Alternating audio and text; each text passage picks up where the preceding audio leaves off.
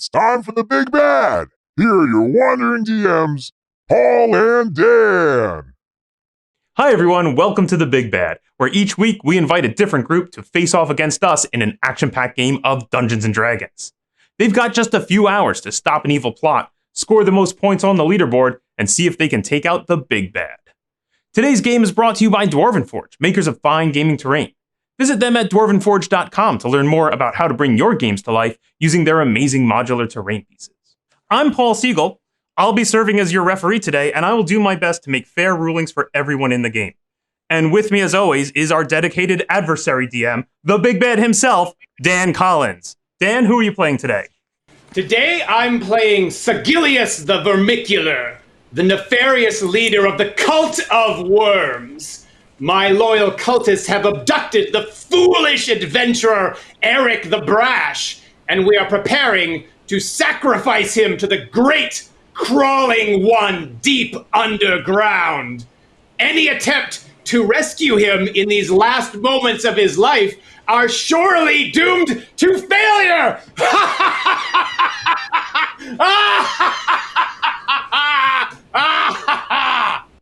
Look out, players. Dan hates to lose. I'll just remind you that I'm in charge of the rules here. I wouldn't trust anything that guy has to say. All right, let's meet our players. Today, our brave adventurers are played by Second Best. Normally at the helm as GM is Stephen Buckley. Stephen, welcome. Hey, thanks for welcoming us, Paul. We're glad to be here. We're excited to ruin Dan's day. Awesome. Can you tell us a little bit more about Second Best? Yeah, absolutely. So Second Best is a D&D real play podcast made by New York City comedians and improvisers, which is all of us. It's extremely loosey-goosey narrative-based Dungeons & Dragons that's mostly about feelings and talking about stuff and occasional combat and fun. So we pretty much got this. Constantly dungeon crawling and killing big bads is our jam. You can find Second Best anywhere you get podcasts, and if you want to follow us on Instagram or Twitter, we are at Second Best D&D, which is Second Best Donut Nougat Donut. Looking forward to seeing how you guys do. So I have here that you will be playing today Avis the Unerring. What drew you to that character, Stephen? So usually as the DM, I have access to a lot of different tools, and I like that Avis would be someone who could do a little bit of damage, but also help out the rest of the team when they needed a little boost.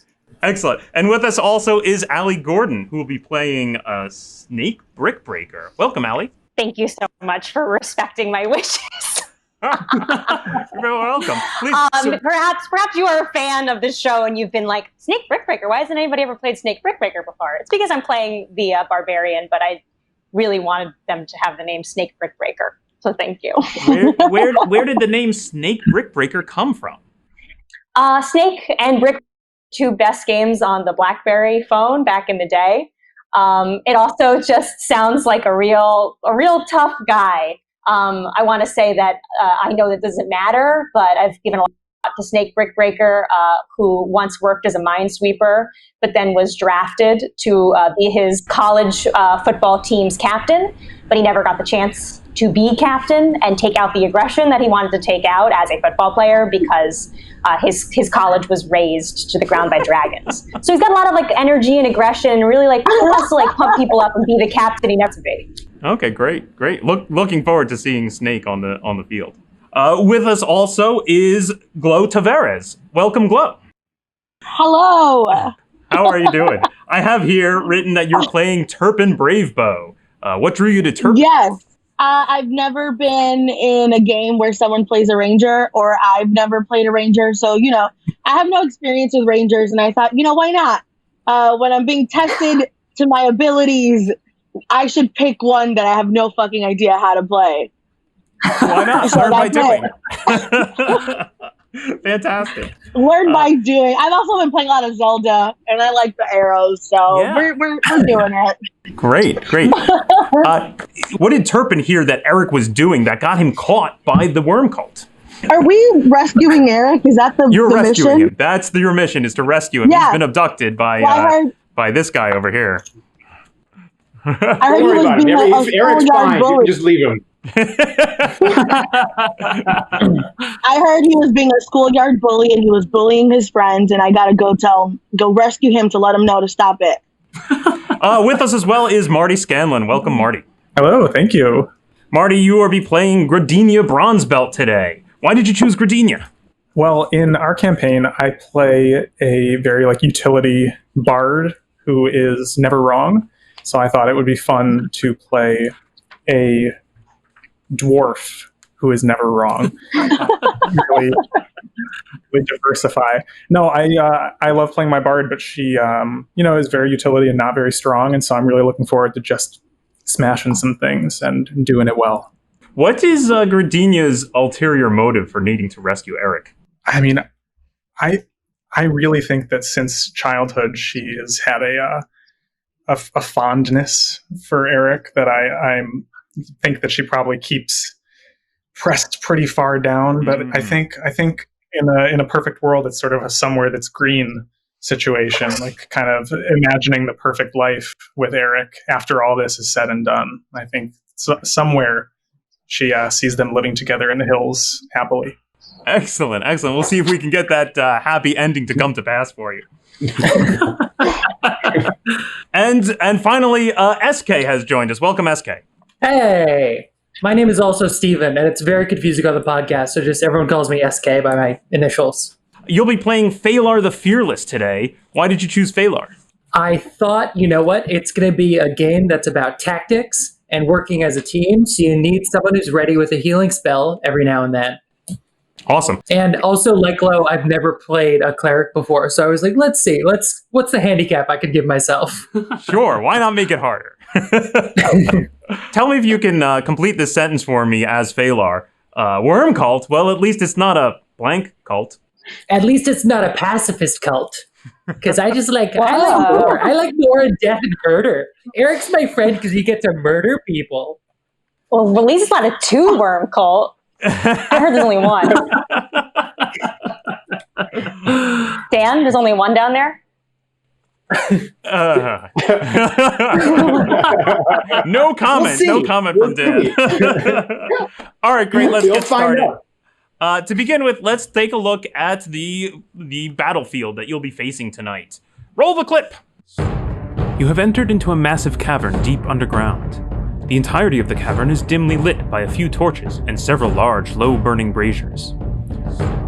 The cavern is bisected by a narrow but deep and fast-moving river, banked by slick-looking rocks. The approach from the entrance in the northwest corner is flanked by massive stalagmites, offering some cover from the eastern half of the cavern. Here, the west-leading branch of the river moves more sluggishly, swirling around a natural grate formed of low-hanging stalactites. Across the river, a twisted stair has been cut into a pillar of rock, leading up to a rope bridge that crosses high in the air. To the east of the entrance, another gap in the stalagmites offers a different approach, leading to the crashing falls that are the source of the underground river. Across the river is a large, flat, open area where strangely colored fungi grow to enormous proportion from mounds of what appears to be churned up earth. Finally, in the southeastern corner, a rocky tor rises slowly up. Chanting can be heard from the cultists arrayed along the natural steps, leading ever upward to a flat platform, where the cult leader stands behind a dark altar. On the platform before the altar lies the prone form of your friend Eric.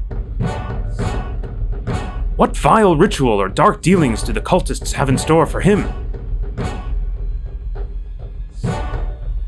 You must reach the pinnacle and stop the ritual before it's too late.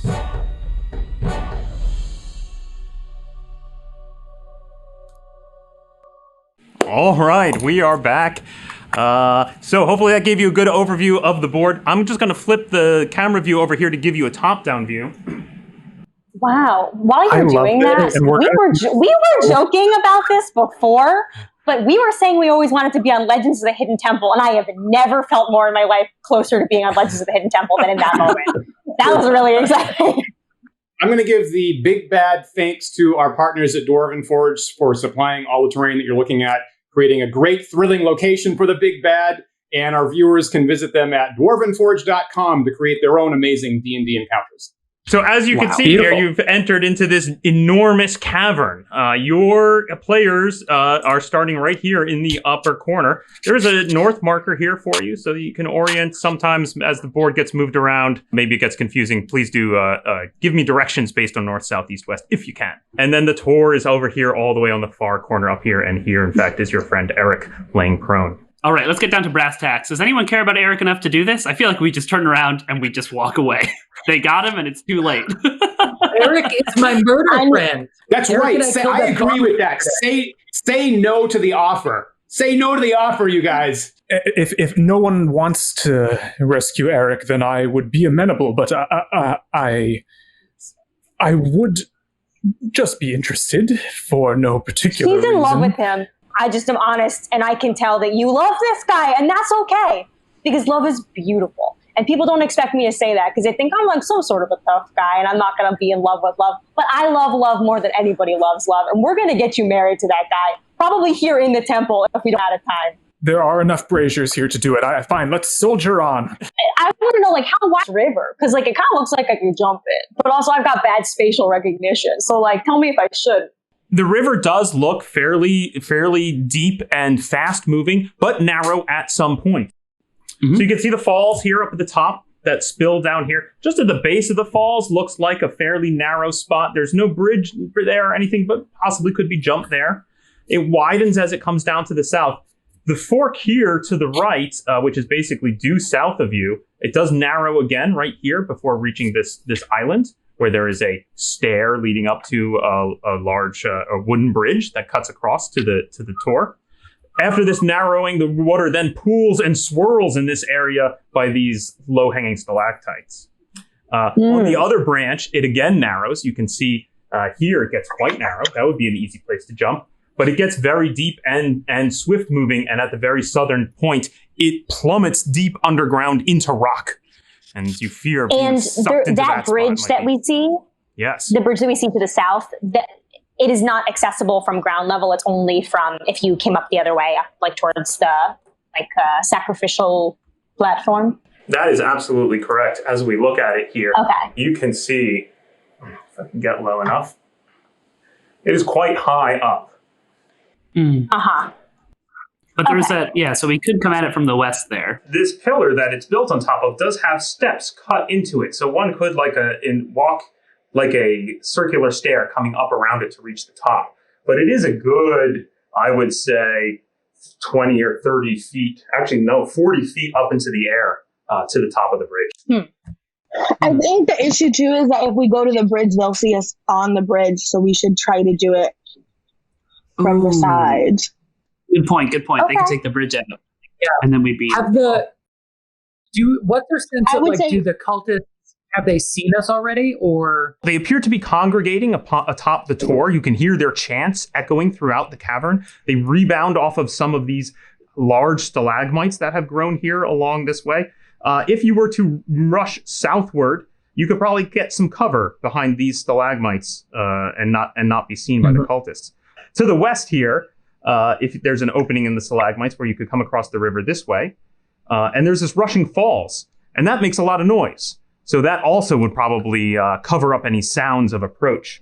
I'm sort of feeling that way, like around with the falls and stuff, because first of all, I think it's a great point about the bridge. I think that's an amazing point. And I think that if we're going to be a team, we have to have defense, we have to have offense, we have to have all the other positions that happen in football.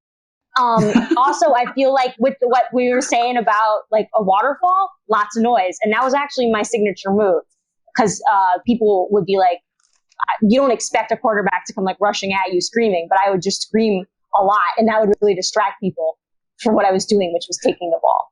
So I'm into that. I'm into I want that to get too. into the strategy of this, but I've got to ask. I have studied my books for so many years. It's been a decade since I went to a game of the football. Do quarterbacks rush to strip the ball from other players now instead of sort of holding back and throwing it? Is this a new development in the game?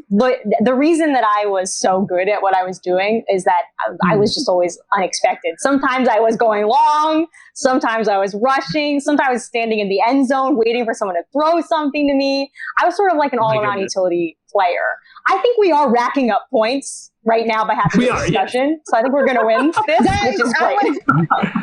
I literally was about to say we don't have time to not curse.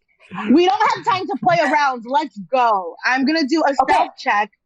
No, I'm gonna do a perception check to see if going down the little steps right there where we're at. Can I see where we're at real quick? Yeah. We gotta go down. Let's check, see if there's any and if anyone is better at this, I would help them to see are you good at perception to see if there's any I am, but what are we looking for? Any traps or anything that is out of the ordinary, like coming down that something's gonna pop out and grab us. I definitely would leave that to Paul to say what kind of check it is, but we would love to look around for traps. And if it's perception, I have +6. So you're just standing here at the steps looking down at the ground, then yes, I will take a perception check. Okay, great. If you want to get, down there and run your hands around the ground and sort of feel for tripwires or the like, I will take an investigation check. No, having played with you and Dan in the past, I'll wait until I start putting my hands all over the ground. If you'd like to put your hand in the lava to see if it's hot, then go ahead and reach into the lava. Exactly. Okay, I'm going to make, I got a 9 on my perception check. But can I assist you with it? Great. So I hold advantage. maybe a thing down, advantage. Okay. Yep. Okay, right. I'm like holding a light down for him to see. Wow. Great, thank you for that help. I got another 9, so Excellent. It's a 9. You're pretty sure that the ground is completely clear. Now, I'll remind you that the entire cavern is lit by these strange low-burning braziers, which passes just dim light in the area. So it casts a lot of shadows. It's not easy to see. So, for example, if you were to try and say right from where you're standing, like shoot an arrow clear across the way, that would be at disadvantage because it's so hard to see across. So it's not super well lit, but there's a little bit of light. I can use the light spell to give us better light, but it will definitely make us more visible to the cultists if we want to make that trade. Does anyone have dark vision? Everyone I do not have has. dark vision. I do not have dark vision. I am a human. I'm Am I a the only one with tiefling. dark vision? Yeah.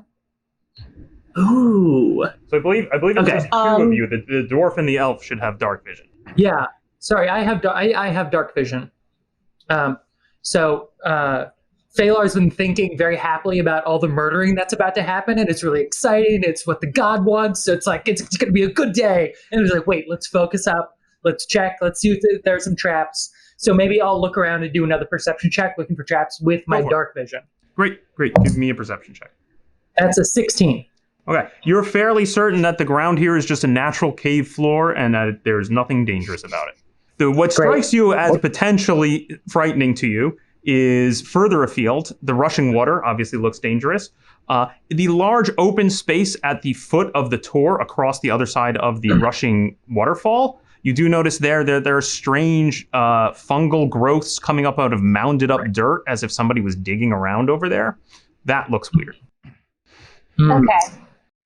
I want to far is say, that? as someone who has eaten enough bad mushrooms in my day, we should be aware of that, and we shouldn't rush to eat anything or put anything in our mouths when we approach that. From where you Quick question: how far is that? From where you stand, you're about 40 feet from the river itself. If you were just to rush straight to the west right now to get to the waterfall, maybe about 40 feet. No, from the place that was being dug around. Where is that exactly? So you can see some mounds, for example, here. Over here. Oh, okay. And then these strange mushrooms you can see growing here and here, the greenish mushrooms that are growing up out of mounded up dirt. But basically, this whole space over here is basically littered with just strewn bits of dirt and loose debris and whatnot. I believe that the mushrooms look delicious and the players should be compelled to eat them. Am I right about that? No compulsion. So I think those are, I can't remember the exact name for them, but there's like a type of mushroom monster that is mostly going to try to release spores and will do poison and psychic damage. The purple ones are the ones I think we should be most afraid of if we see those. These white ones in the back don't look that bad, but I could be misleading us there. But I'm nervous about, I'd like to go to the waterfall, but I'm nervous about the fact that right on the other side of the falls, there's kind of a cluster of these greenish, yellowy purple ones. Yeah. There's another way to cross the falls. We just got to go further down. What I'm Yeah. afraid of with the other route is that I know that Stalag, I've heard from my brave days in the past, is that these things can turn into animals too, into little monsters. So Ropers, yeah. we also have to be careful. The stalactites turn into things sometimes. Oh So we my have to god, be I'm still careful. like, my brain is still full of which one is which, if it goes on the bottom or the top. I can't keep track of if they I don't know also the turn into difference. monsters. If it's a stalactite, then it might be attached. Turn into to the a bottom monster. or the top. That's how I remember. If it's a stalactite, You all need to read more. It's in the spelling. It's a word thing. If it's got a C, then it's on the ceiling, and if it's got a G, then it's on the ground. Books. Yes, it's got a Stalactites C and stalactites. level, and if it's a G, then it could be. You hear Really the up there. chanting increase, the noises of the dark ritual. Lucatus, I- cursus portor. I will do Here's what I think. I will I'm not afraid of stealthily poison. climb down. Oh, I will Yes. stealthily climb down so we aren't visible at the level we're at. So I'm gonna go and try to hide behind one of the stalagmites. Stalagmites, you've got it. Great. So you're going I'll to do try a and stealthily approach the stalagmites. Are you trying to go more towards the north end near the water, or more towards the south end down this way? Yeah, right in that top one. Maybe go north a little bit. The one that's like the north, that one. That one right I'm there. gonna hide behind that one. Very good. Yeah. Please make me a stealth roll. And now, because you have cover from the stalagmites and the sound of the roaring waters masking your footsteps, you can have advantage on that roll. Ooh. First one's a 10. The next one is a 19 plus 7, 26. Great. You stealthily make your way up to the stalagmites. You can see the cultists arrayed upon the tor opposite you. You can hear the rush of the falls. So far, nothing ill has come. I do a thumbs up to my buds to let them know they're coming. That they're good to follow come you? down here. Okay. Yeah. I'll go I next. proceed as well. Everyone who is moving down towards the stalagmites, please make me a stealth roll at advantage. So because of my first armor, 20, I have wasted disadvantage for stealth. Right, so the advantage and the disadvantage will cancel out, and you'll just be a straight roll. Well, I got a 20 on that. I didn't need it, but I got it. Excellent. That is I Snake. Snake, you just- make your way over. You guys You needed close it. your eyes and I appear behind you like magic. excellent. What? Excellent. And I got a 10. Gradenia, that was sorry, Stephen. Gradenia, how'd Gradenia do? 15 total, 14 plus 1. Excellent. Also, likewise, moving on up to the stalagmites. And Gradenia, can I- as she does that, puts her thumbs down to be like, no, they could be on the ground. Her character goes, can I- Did Phalar also roll a Yep. stealth check? How'd you Yeah, I got a 17 to get down there with the group. do? Likewise, Phalar moving up. And then Steven, how'd Avis do? 10. 10. Okay. So Avis Not comes the coming up at the rear of the group, and kind of stumbles a little bit, kicks some rocks. Oh, and shouts out in pain. Ow! Ow! Ow! Dan, at this point, you can hear there is some movement happening down near the entrance to the cavern. What? Intruders? In the innermost sanctum? In the final ritual? This cannot stand! We must fend them off, my boys! Fend them off! Oh, they think it's intruders. Should we quickly buy goats or something? Because it could just be an animal. What if we say fantasy Grubhub? If we're the Grubhub delivery, and then the people who are super hungry will come over, and then we get to kill them first or something like that. Yeah, So- can I do an insight roll to know cultists are hungry for Grubhub?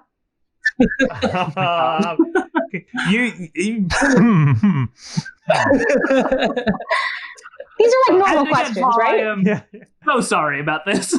roll me a perception check. Actually, not an insight, but roll me a perception check as you look up at the cultists and try and figure out. to look at them rubbing their tummies in hunger. That's what you're looking for. Okay, well, my perception, as you can guess, was not amazing. It is -1, but I did roll a 17, so that's 16. Excellent. So you look up, you gaze up towards the top of the tor, where you can see the cult leader stands behind a dark altar, And you can see the chants rise up into a crescendo, and the cult leader lifts something up off of the altar. Dan, go ahead and advance a step, please, and describe to us what the cult leader does at this point. Apparently, they've already had a delivery from Grubhub because the leader picks up, in the middle of the crescendo of the chant, picks up a crystalline goblin, and it's full of squirming, pulsing grubs or perhaps giant worm eggs that look something like this. And he takes one out, and it pulses and squirms with life in his hand. And then at the final syllable of this passage, he consumes it like this. No. Oh my God. Talk about Grubhub. I'm beginning to think that maybe Eric is the Grubhub, and we just gotta go a little faster. It's already been delivered. At this point, I'm going to ask everyone to roll initiative, and I'm going to start going in turn order because the cultists do appear to be aware of your presence.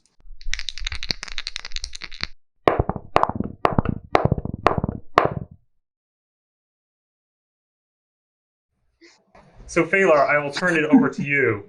Phalar is so excited for murder. And I'm going to cast Bull Strength on, I guess, Alice, on Snake. Excellent. And I'm like, just how we used to cheat at football. And then I cast Bull Strength on you. That's right. When we used to do this, we called this maneuver the Red Bull, because it would like just surge through my body, and I'd feel so like awake and alive. Excellent. Yeah. Thank God. Are you remaining? So let's see. Okay, great. Go ahead and cast your spell. You invigorate Snake. Oh, I'm sorry. That's the wrong spell. Okay. I wanted to cast Bull Strength just does advantage on strength checks, so that's actually not useful at all. So instead, I would rather cast Bear's Endurance, so that you're kind of we used to call this the Red Bear, because it would feel like energy going through me. So you get an extra 7 hit points. Woo! And are you moving at all, Phalar, or are you staying where you are hidden behind the stalagmites? I think I'd rather stay hidden to see if they come down and walk through the spores themselves. That's my thinking. Like, what's gonna happen there? All right, Snake, you've been invigorated. What are you doing? Point of order, ref. I think that should only give 6 hit points. I think you're just trying to haggle the hit points a little bit, right?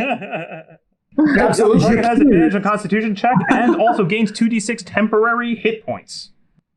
Cool. All right. Okay. Amazing. All right. All right. I want to say that the Bear's strength is surging through me, and I feel like I have 10 hits, regardless of whether or not that's true. But I want to stay hidden and perhaps ready in action. Sure. What action I have, my great axe is my strongest weapon. Well, my great axe is my strongest weapon, but I can throw my hand axe if necessary. And I'd rather not engage in like melee combat quite yet. We don't know if they're coming. So I'd like to at least prepare my hand axe and have it at the ready. You shift your great axe into your left hand and you pull out a hand axe in your right hand ready to throw it at anything that might come within range. What does range count as? Like how many feet? 60 is the 60 is long the max range, and 20 right, is yeah. the close range. There you go. So within 60 feet. Am I close All right, or so long? So to give you the short range of that is about to the river. And the long range is well beyond any of the cultists you can see. You could certainly. Do I not have the reach it. potential for long range or not really? Not without getting closer. Not with a hand axe. Okay, great. Cool. Yeah. You are probably one of the swiftest runners in the group, so if you wanted to close the distance at some point, you could do so. For sure. And I will be yelling when I rush people for the football. Excellent. Of course. Cultists? Can I advance the ritual by another paragraph, ref? Yes, you may. No. Excellent. The ritual. Several of the cultists continue the incantation. Noquam arcu stille seduceren non dolor vitae vivera fringala est. And the high priest passes the goblet to the acolyte right next to him, who takes it and pulls out another wiggling, pulsing egg from a giant worm, and then just as the last syllable, consumes it. Like that. Delicious. Acolyte number 7 says the word of power, sanctum, and thereby casts sanctuary on acolyte number 8. Oh boy. Are they brothers? They have similar names. Could be. It's hard to tell with the masks if there's any family resemblance there. Acolyte number 6 says the word of power, benedicte, and thereby casts bless on the high priest and acolytes 8 and 7. Acolyte number 5 says the power word benedicte and thereby casts bless on acolytes 6, 5, and 4. Acolyte number 1 casts bless on acolytes 1, 2, and 3. Oh, wow. He's done this before. Very good. Very good. The acolytes seem to be preparing themselves for combat, blessing each other. Can I tell where these sounds are coming from on the other side of the river? Am I clear on where this is? From this spell casting occurred? Over by those stalagmites. Mm-hmm. You've not quite spotted exactly what their source is. You think you can see a little bit of movement back there towards the back. Avis the Unending, where I see the movement is perhaps a little bit visible. I point where I see the movement and hear these words of power, and I say the magic words, Animo Plaga, and thereby cast insect plague directly on top of that spot. Oh no. Insect plague. Uh-oh.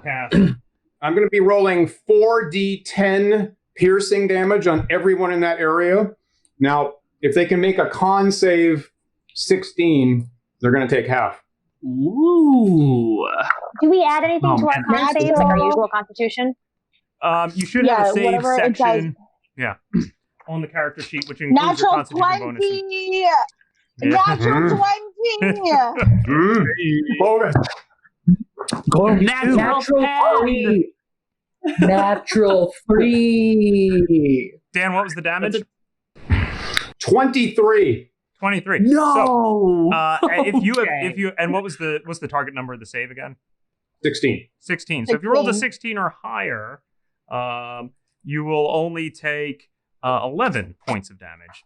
But if you have rolled less than that, you will take the full 23 points of damage. As massive insects. And I still have a temporary 6, so I'm really only taking You'll lose the those difference, first. 5. Yep, exactly. Okay. And just point of order, you have the temporary 7. You were being misinformed earlier when someone said 6. Yeah. That is true. I actually I think we all misheard, and it was actually 60 points. So I'm pretty Lies! It was 6. Scurrilous lies! Don't listen to that!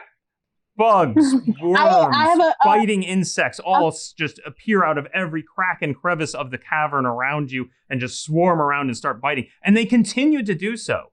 They continue to bite, and you realize that if you remain in this space, you will continue to take damage. Point of order. Can we see them concentrating on this, or do we think that it's not? Like, do we see them trying to maintain their concentration? You in fact saw the head cultist turn about here from in front of the altar after passing the goblet here to the other cultist, cast this spell, and it does look like he is the one who originated this magic upon you. Okay. Is it difficult terrain?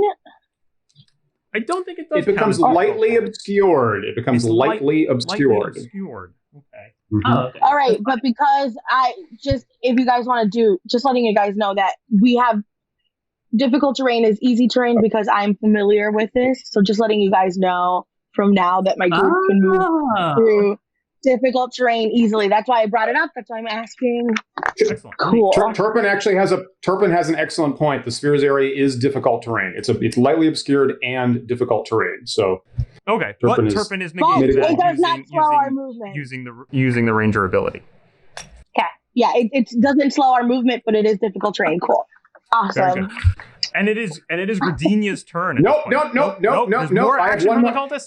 There's more action. Acolyte number 2. This is my final action. Acolyte number 2 says Sanctum and thereby casts Sanctuary on the High Priest. How dare you?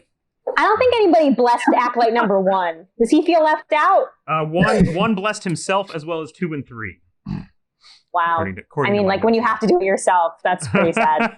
Yeah. Like, It's like kissing yourself on New Year's Eve, you know? Yeah. We have some social bonds we can manipulate here, I feel. You're surrounded by friends and you sneeze, but only you say bless you? Yikes. Gradenia, you're up. What would you like to do? We got to get out of this. We got to get out of how big is this this sphere of the plague? So it's a 20-foot radius sphere, as you can see marked here by the bronze ring. So I want to get out. I want to use my to get out of this sphere. But which way? That is the question. Were we headed? Gradenia, you're right here.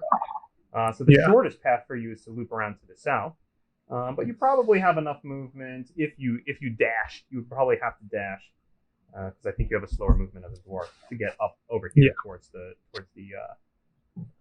falls. Going towards the falls. Also trying to go towards the falls. Are we trying? We're trying to go towards the falls, which would lead us towards the spores, right? Yeah, I think so. Okay, great. So I'm going to use I'm going to use dash. Right? I can. Yeah. Can I dash? See how No. far you get on a regular action here. Everyone can dash. 25. Is that right? Yeah, my movement is 25. So your 25 feet of movement gets you just there, still barely within the ring of worms. So a dash will get you another 25 feet, which could, if you want to make the jump now, you could dash along here, come to the edge of the river, and jump the river and make it to the other side. You will have to make an athletics check to do so. Yeah, I'm going to do that because I think that she wants to get away from these bugs and will take poison over bugs. And she's just like, I got to get out of here. Please roll me an athletics check. You're looking to beat a 12. Oh. That is a 14 are a little slick, but plus, you had a good running lead up. 14 plus 6, 20. Okay, you leap the river here to the other side. That's 20, so we can get you 5 more feet in any particular direction. Closer that way, closer to the cultists. I'll go closer to the cultists, 5 feet. Yeah, great. To stay a little bit further from whatever the green stuff is. That those? Okay, would you like to stay kind of on the very bank right there? Yeah, I think like right on the edge of the water. Yeah, excellent. All right, Turpin Bravebow, your turn. Great. So I have an extra attack and I have Horde's Breaker, so I have 3 attacks, right? Yeah, Horde Breaker will give you an extra attack, but not at the same target as the original attack. Has to be. It's another one. So, I 3 total attacks. Cool. So correct. I am going to run out. I'm going to do just what my home girl just did, and I'm going to at least get out of the sphere. Now, is your move right before? Is your move 25? Am I correct? 25. Yeah. So 25 movement for Turpin will actually get you out of the sphere on this side of the river. You can use your action to dash and jump the river if you want, or something else. I'm going to attack the guy next to him twice. The acolyte who's holding the goblet. Yeah, who's holding the goblet and try to knock that goblet out of his hand. Excellent. Now, he does have an active sanctuary on him, so I will need that wisdom check. He also has it? They've Great. both been sanctuary. Yeah. Yep. So 15 plus 2, 17. You break through the sanctuary. For a wisdom fire check? away at him. Go for it. Make your attack. All right. The first one is a dirty 20. That is a hit. How much damage are we looking at? Oh, it's actually a 22. Yeah. So 26 plus 6. Hit even more. So 8. 8 points of damage. 8 for the first one. Your arrow sinks into the acolyte, and he stumbles backward, but hangs onto the goblet. Concentration check. Sanctuary is not a concentration spell, actually. Oh yeah. Okay, that's fine. Second attack. Also, I haven't cast anything yet. also, he hasn't cast. What about the bug thing? That was is the the high bug priest. thing a concentration spell? That's the high priest. Yeah. Okay, so next one 17 plus 9, so 26. I believe you'll have to break the sanctuary a second time, I think, or is it good for the whole round? It's a per attack, I think. I think it's good for the whole stream. I believe it's per attack. So you're gonna have to make a second wisdom check for me, please. Okay, can I use the first roll since I have to roll a wisdom check as a wisdom check? The first roll is a 17 plus 2, which is a 19. That's a wisdom check because it's a first roll, right? I will accept that. Yes. Yeah. Okay. Unfair. That is not. No. Retcons are dirty pool. Unacceptable. And now give me the attack roll. Give me the follow-up attack roll. So the second one I did a 6 plus 9. I re-rolled it. I'm not re-rolling it. It was a 6 plus 9. A 15. Does that hit? That does hit the acolyte. Yep. Okay, and then I rolled a 5 plus 6. I'm not re-rolling. I'm just doing what I rolled. A 5 plus 6 damage, 11 damage. Littered with arrows, this acolyte drops to the ground. The goblet. Amazing. Wow. And then my last attack, the Horde Breaker.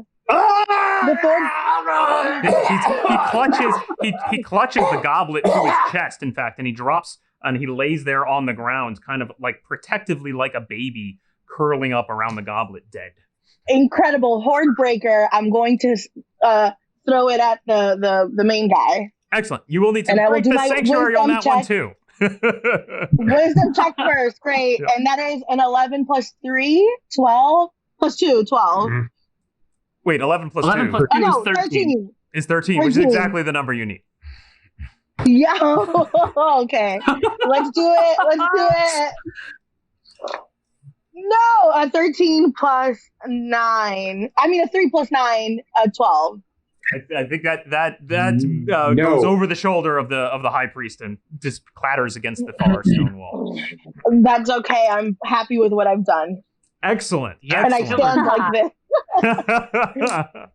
I have no more movement left, right? I have no more movement. You have moved your maximum move to get here. Yes. Great. Incredible. Well done, Turpin. Can I get a top-down view of the tour for a second? Absolutely. So there you can see it does, from your vantage point, it's a little difficult for you to see the cultists that may be on the far side of the tour.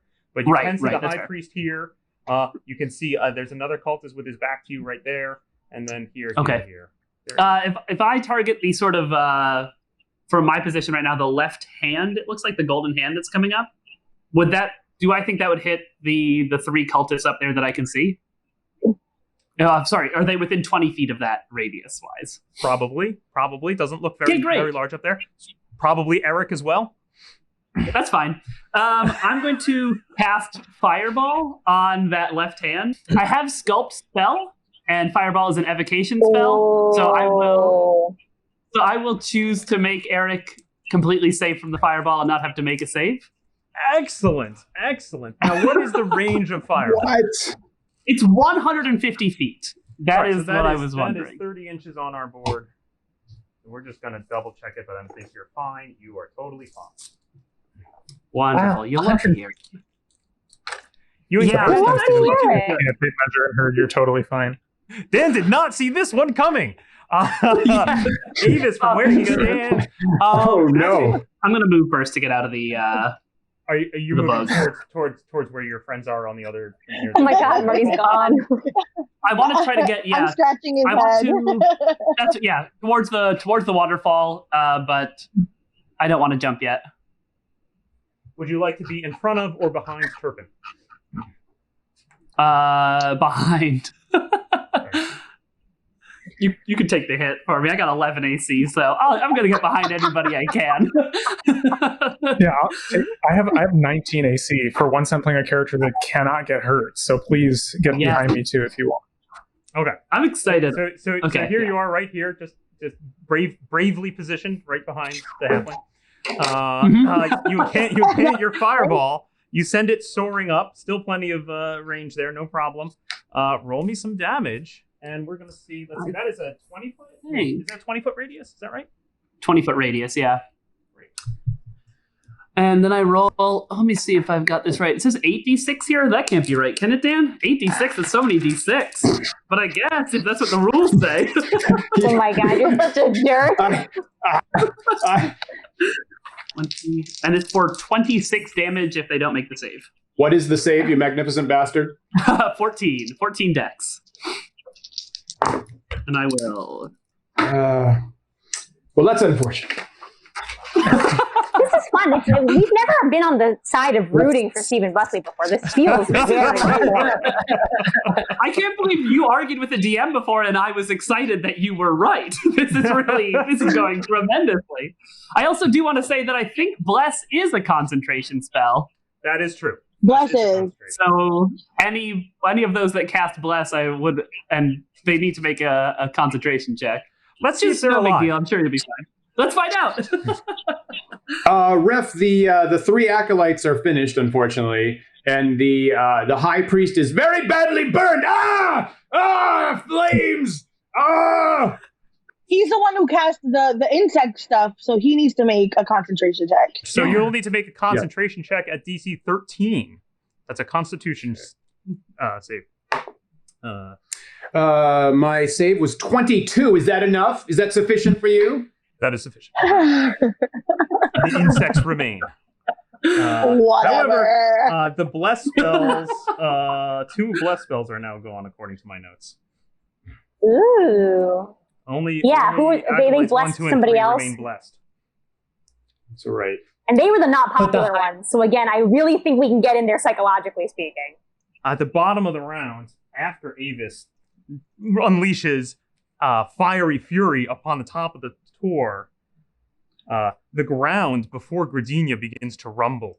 The churned up earth shifts and moves, and you can see bursting forth from the ground is a massive purple worm. Oh! Gradenia is like, I welcome Erupts out of the ground. Now, you've heard of purple worms in the past, and you know that they grow much larger to the point where they can just swallow a person whole. This one is not quite that large, but its gaping mouth does look like it would be big enough to get around you, Gradenia, as it comes swooping down. The high priest says, "Rise, my child, rise now and take my hot revenge." Hot Take a revenge. steamy, sexy revenge. Gradenia sees this Gonna be thing in thinking front about of her. Genius, seduce it. She goes, I've seen bigger.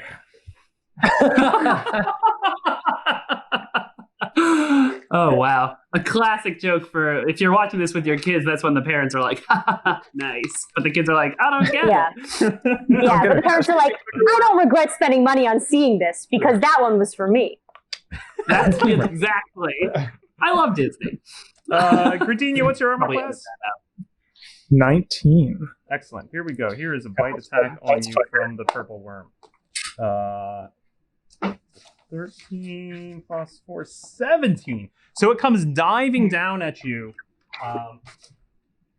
It comes diving down at you, mouth gaping wide. You quickly step to the side, pulling your shield in close, and its teeth jaggedly just scrape against the metal shield, sending up sparks. It dives then, missing you. Its face dives face first into the ground adjacent to you. It burrows its way down to the point where only the tail end still emerges, a glistening black poisonous-looking stinger threatening you. Can I take an opportunity attack if it just tried to retreat, or is it still because of that stinger? It is still technically in melee combat with you, just its tail end. Is this a Dan monster? Because earlier you said we get points for killing Dan's monsters. Correct. I rolled the attacks for this monster. No so points this for monster killing is useless.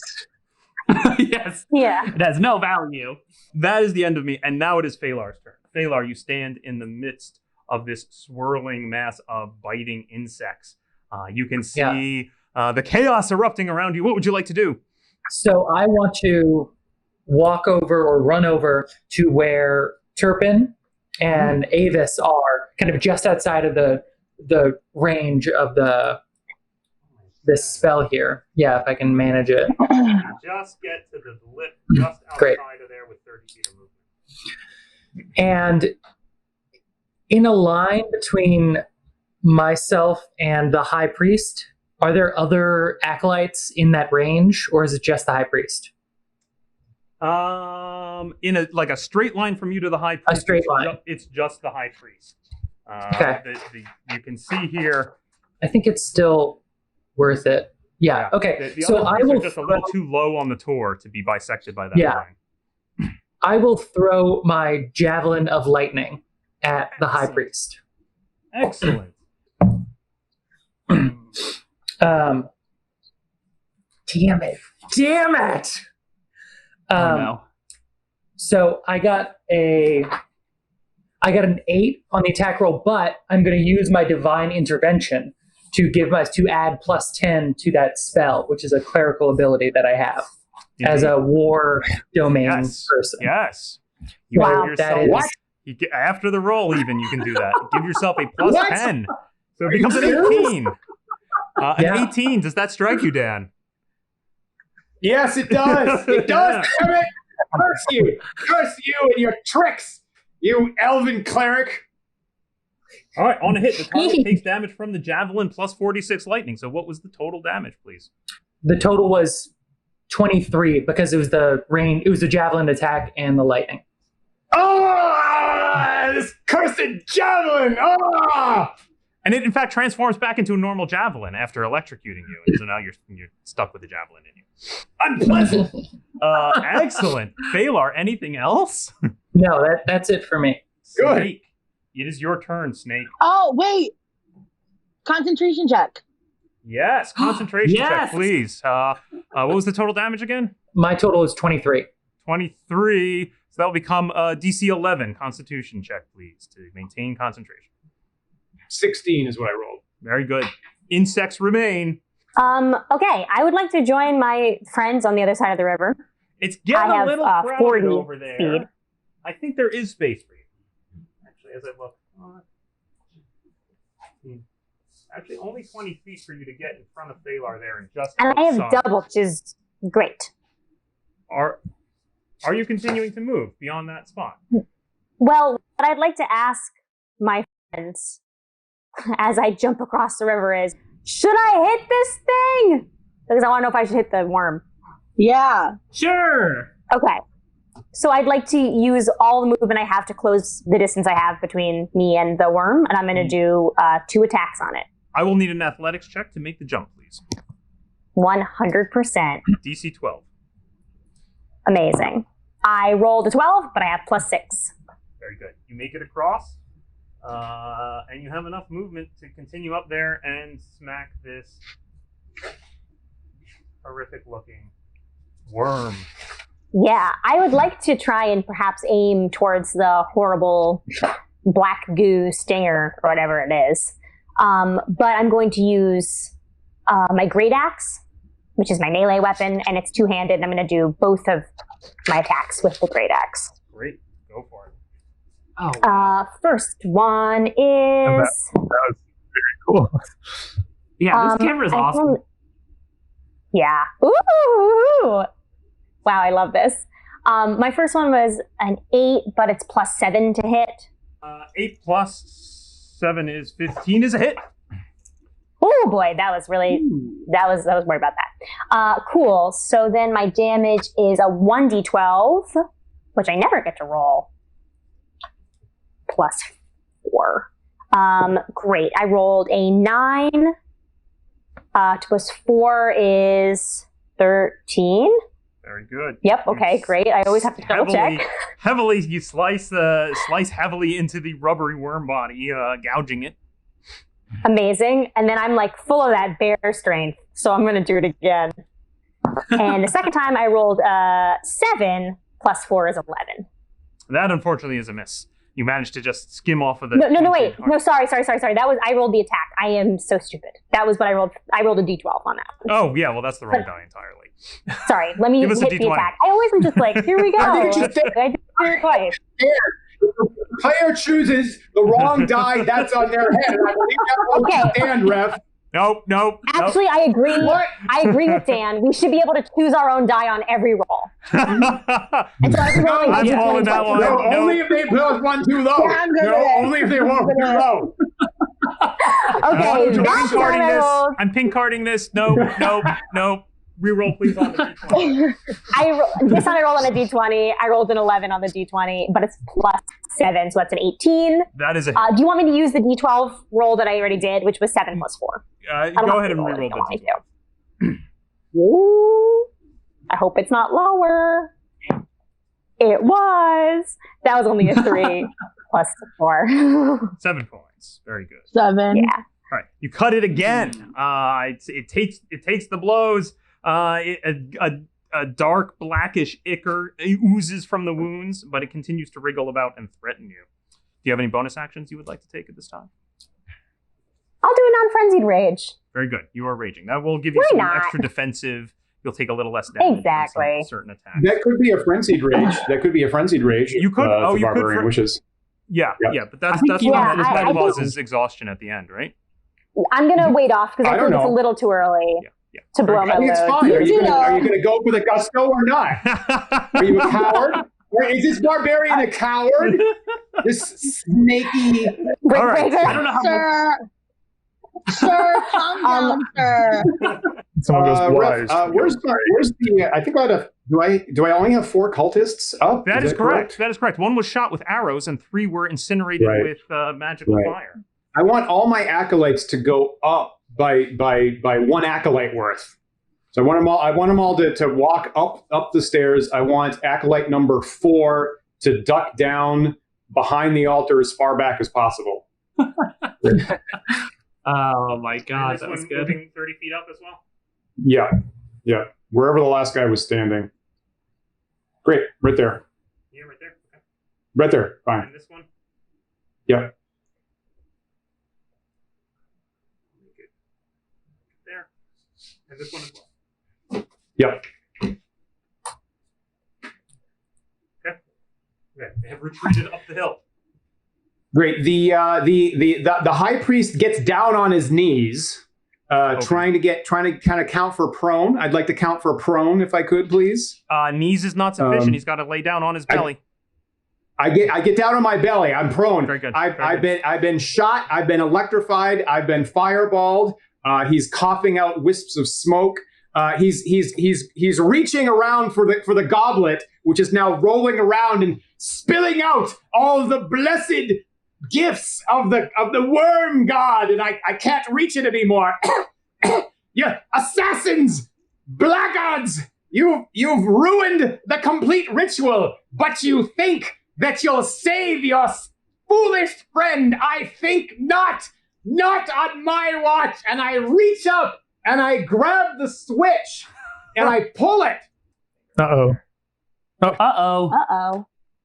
And a trap door opens, and your friend Eric plummets into a pit below. He's Gardenia fine. yells involuntarily. My husband. I'm sure he's okay. Excellent. And are any of your acolytes doing anything beyond moving, Dan? I would also like to cast spiritual weapon. Okay, that's a bonus action. You can do that. Yep. I'd like it to be as far down below me as possible. Okay. So 60 feet in front of you is what you're going for here. As far as you can reach. I guess since you're prone. So a glowing morning star appears here by these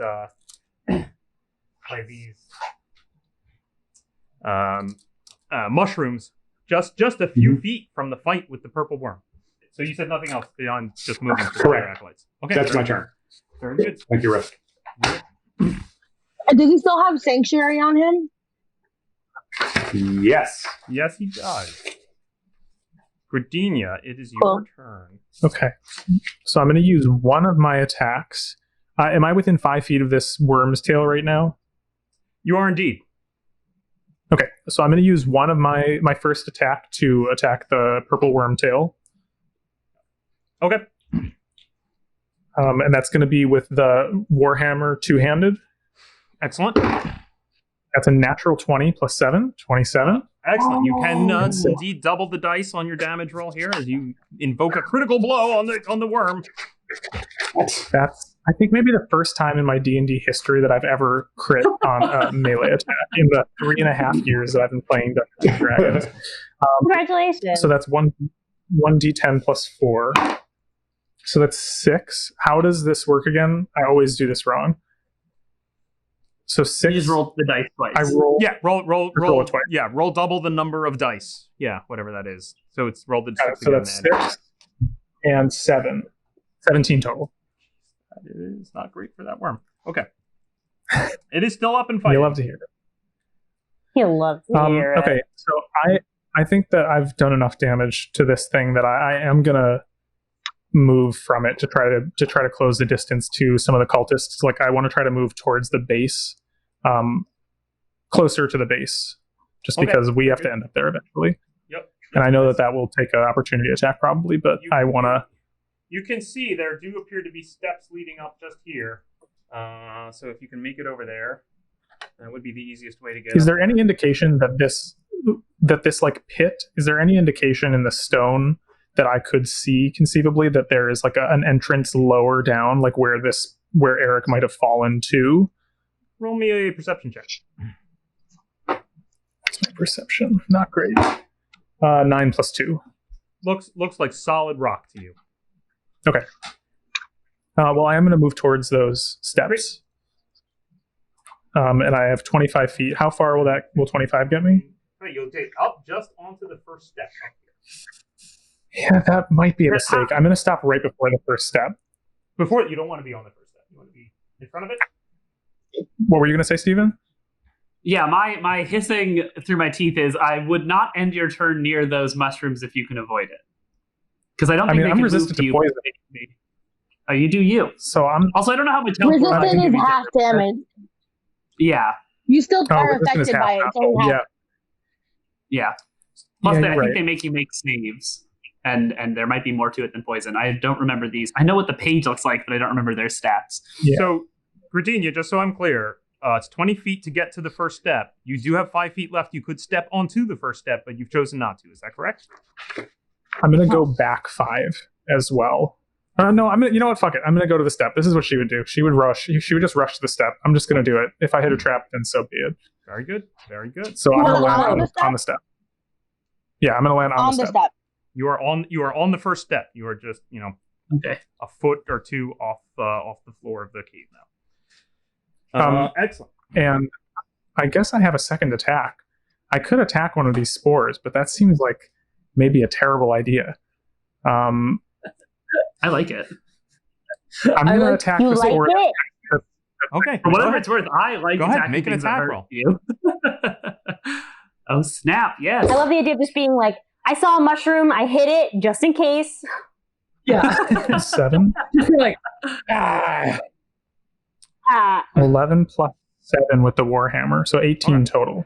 You smash into the large piece of mushroom with your warhammer, and it just kind of crushes and splatters before you. You obliterate one of the mushrooms. No spores launch. Nothing bad happens. Hell yeah. Great, Yeah. and that's going to be my turn. Excellent. Turpin Brave Bow, you are up. So because he is prone, does that mean I get advantage? Actually, it means you get disadvantage on attack. You would get advantage if it was a melee attack, but for ranged combat, he's actually made himself more difficult to hit. Sorry. Okay. Sorry, everybody. I didn't realize that. That was an accident on my part. So sorry. Wow. That was a good Oh my. Bad attitude. Oh my. When Glo gets a bad attitude about D&D rules, it is my favorite thing because it's like a kid hearing their mom be like, and that's that. And they're like, okay. It's more like a shoplifter getting shoplifted. It's like someone who's really good at stealing and then someone steals from them and they're like, oh, so you stole from me? Do you know stealing is wrong? Yeah, that's how it feels, honestly. I am going to move south along the river because I have really bad athletics. I'm afraid of jumping over. Very good. So I'm gonna move south. So like I'll be a little So one problem you note with that plan here is I have to go through the you would insects, have, right? You would have to go through the insects. This edge of the insect cloud does reach the river right here. So if you came this way, you would go through it. But I'm not ending my turn in there, and I don't have. It's not difficult terrain for us because I know about the stuff. Or you if take you damage enter it. when you end a turn, or you enter it. Oh, If you okay. were outside Well, it- great. I will If you are outside jump it, over the river. I am a bow at the end of the day, so I'm gonna jump over the river and hope it doesn't suck me down. Very good. I believe in you. So you come rushing past Phalar here to get a little bit of a running start, and you leap here. Go ahead and give me that athletics check. PC 12. I believe in you. You got this. No. 12. Exactly. 12. 12 exactly. Yay! So Ref, is this still 12? Is this still 12, or is this a higher number because that's a wider point? It is at that point. That corner to corner there is still 12. So So you just, your foot barely grips onto the stone. You feel it slip and slide a little bit, but you manage to impel yourself forward. You have 5 feet of movement left, and you see a glowing morning star looming before you. Oh, yeah. And I want to get out of range of melee from it. Can I do that, I guess? It can move 20 from feet. there. It is in fact currently 5 feet from you. So you are currently out of melee range from it, though it can move. So I'll go further west so I can attack those 2 cultists that are right in front of each other. So I'll do my 3 attacks. you're coming up here along the riverbank and firing at some cultists. Very good. At those 2, yes. I'll do the first 2 attacks on the first. Well, I'll do the first attack first. And there's no sanctuary on them, right? That is true. I believe the only one with a sanctuary active right now is the High Priest. Check my notes. I agree with that, That Ref. is true. That is true. All right, cool. First attack. 12 plus 9, 21. That is a hit. And then that is 7 damage. How does he look? He takes the blow. He stumbles backwards, but he's still up. All right, second Pulls it attack. out. Second attack. 4 plus 3. 4 plus 9, 13. Does that hit cultist? Does a 13 hit? Nope, it does not. Don't look it up. Don't look it up. Don't Wait, play. is it not? Now look it up. Don't look it up. Don't look it up. Protests too Total much. miss. Total miss. Why don't you trust me? Why don't you trust I me? trust Ref? no one. Come on. Come I'm a on. referee. I'm impartial. Yeah, totally hits. Yeah. Totally hit. So that's 4 plus 4. Wait, no, 4 plus 6. Sorry. So that's a 10. Your Did I- your second arrow catches him in the throat, and with a gurgle, he drops dead on the ground. And then I attack the one behind him. That is an 8 plus 9, 17, which I assume hits. That is a hit. And that is 7 damage. Ref, the second target must be within 5 feet of the original target. Oh, is that correct? Are they not 5 feet from each other? No, They are not. They are about 15 feet apart from each other. In fact. Interesting. Get that out of here. Get that out of here, player. They are What are you spaced trying out to a little pull? So unfortunately, What are you trying to That's pull? fine. So I still killed one of your unfortunately, guys. you're unable to invoke the Horde Breaker. That guy's Glow's still true dead. catchphrase He's still- is "That's fine." That's fine. All right, Serpent. You moved, you attacked. Okay. It is Avis's turn. Yes. Interesting to know that the cultists are 15 feet apart. That's not quite 20 feet apart, I would say. So Oh my god. I'm scared of getting over the thing. Okay, can you show me what 60 feet from my character looks like if I was to move as the crow flies towards the top of the tor? That sentence Does that make to sense? me made sense, but to anyone else who is not. I'm so he's- sorry. I want to know There what it are- would look like if I cast fly on myself and move towards the tor, but I don't want to do You know- that until I know roughly. Roughly, again, this is because you're estimating here, but roughly you would Right, say right. somewhere back here up on this first platform. Huh. Probably. Okay. I meant that more like anyone who doesn't play D&D would be like, "What the hell did you just say?" But everyone here was like, "Oh yeah, of course." I I would like wasn't to making move fun of your along move. the sine wave between me and my opponent. Yes. Okay. Great. I As will. the Stingray swims, I would like to. Great. I'm just going to go ahead and try to. I don't want to leap over this. I'm not going to leap over this chasm. No way. I cast Fireball at the tip of the tor, sort of to the. Let me think about this. To the east of where the head acolyte is downed. And I'm trying to hit on the corner of the tor so that it would wrap around the edge of the tor. No. I think that's the west. Am I crazy? The other side. That's east. That's east. Sorry. Here? Oh. That's west. Yes. So that it like spreads so that it hits the 3 cultists, I'm hoping. The head acolyte and the other 2 that are on the stairs. Oh boy. I hope this is worth it. If it isn't, that's fine. You are going to get the high priest and 1 acolyte. Okay. Can I change what I said or no? Nope, Probably not after I measured. Yeah, that's what I figured. Good call, right? Good call. Still good. Also, if Eric's just in case Eric is in the blast range after he fell, I'm going to give him I'm going to sculpt it around him. Very good. Very good. Can he do that when he can't see someone? Can he do that when he can't see someone? I actually can't. What am we? When you cast an evocation spell that affects other creatures that you can see, you can choose a number of them. Mm-hmm. So I can't actually craft it around him. Very good. Eric, if you see this later on, good luck, my dude. You shouldn't have interrupted me when I was trying to talk to the moon. So this is 13, and then let's see, 25, 30, 32 damage if they don't save. This is great. It's like Eric watching this CCTV footage of this rescue mission later, being like, did that guy not care if it hit me? Listen, I'm a book person. I'm not a person. Sorry. Okay. Go on. And that's Dex 14, is that right, Avis? That is Dex 14, yes. For half of 32. Okay, then.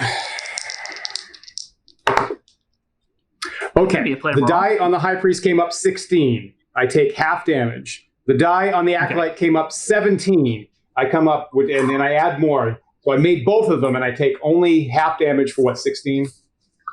Total of 16, yeah. So the total damage would be 32. You're going to take 16. Got it. Noted. I am only moderately burnt this time. I took defensive measures. Curse you! And the Acolyte, Dan? Incinerated. Wonderful. I will, now that I've done something, I will try to jump across the river if I can see a place to do so that is not going to put me in range of the worm or the magic weapon, like in melee range of either of those. Oh, actually, I don't mind the spiritual weapon. So I'll just try to jump across to not be near the worm, but maybe behind Turpin. There. Okay, so if you run along the Oh, concentration check on the thing. 10, 15. I rolled a natural 1 and I lose it. Leave the corner. Oh, he rolled it already. Yeah. Oh, Glow, I love that you're our lawyer. 5, 10, 15. That's what we pay the big bucks for, baby. The corner to corner here. Give me your athletics check. All right, and I only need an 11 athletics to get across, so that's good. It would be really funny if you cast this fireball and I fell in the water, but sadly, no. What did you get? I got a 15. 15. Okay, you make it across, Hey. and you have about 5 feet of movement left. You could get closer to Turpin or closer to the closer to the spiritual weapon, or move another 5 feet down river if you want. I will move 5 feet downriver. Very good. Go back in the water. I thought about it, honestly. I feel like it's not bad to get caught up in the slower water over there, but I'm not going to do that. Yeah, no, I agree. The big stinger reaches out to try and pierce Snake. That is a 3 on the die. That's not very good for me. So Come on, Ref. Because while I'm in rage, I also have resistance to bludgeoning, piercing, slashing damage. You do indeed. Regardless. The tail end of the worm continues to sway about, threatening you with the stinger. It seems to have stopped its descent further into the ground. Let's see, who else is over there? I see Avis and Turpin. And a second worm emerges from right here, swooping down to try and bite at Turpin. Great. Oh, shoot. I've never not played a protection style fighter, and this just made me feel very bad. It's okay. We got this. Go with that feeling. We got this. Here's a bite attack at Turpin. Oh, it's a natural 20 on the die. Oh. There we go. Finally. Thank you, Rev. Turpin, you will take 14 points of piercing damage, and you must make a DC 14 dexterity saving throw for me. I have advantage on poison, right? Against being. Hold on. No, you do not. Regardless, this is not poison damage. This is piercing damage from sharp, pointy teeth. 13 plus what kind of save? DC 14 dexterity, please. Oh, dirty 20. Okay. You manage to avoid being swallowed whole by the worm. This is a big one. Well, that's good. It's clearly trying to get its mouth around you, and you nimbly dodge just to the side, and it only manages to bite you on your arm, causing, as mentioned, piercing damage before. And this is a large creature? It seems to be about the same size as the other one. But it's considered large? Is it? Perhaps you should zoom in. Perhaps you should zoom in and show Turpin exactly the horrible menace that's confronting him. Okay, and that's a large creature, right? Isn't that considered huge? It is. Yeah, that's huge. giant. Huge. Wow. Darn it. Okay, that's cool. That's chill. That's cool. That's fine. That's fine.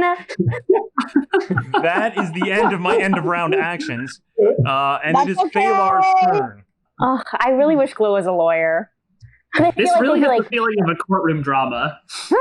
Yeah, Phalar but excuse me, the defendant, they've already admitted that they weren't there on that day. And Glow's like, that's fine. We'll find something else to say. No, that's fine.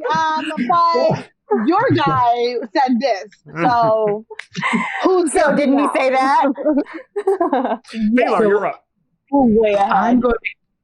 I'm still over there. I'm still on the other side, but I'm going to cast a 3rd level spell called Crusader's Mantle.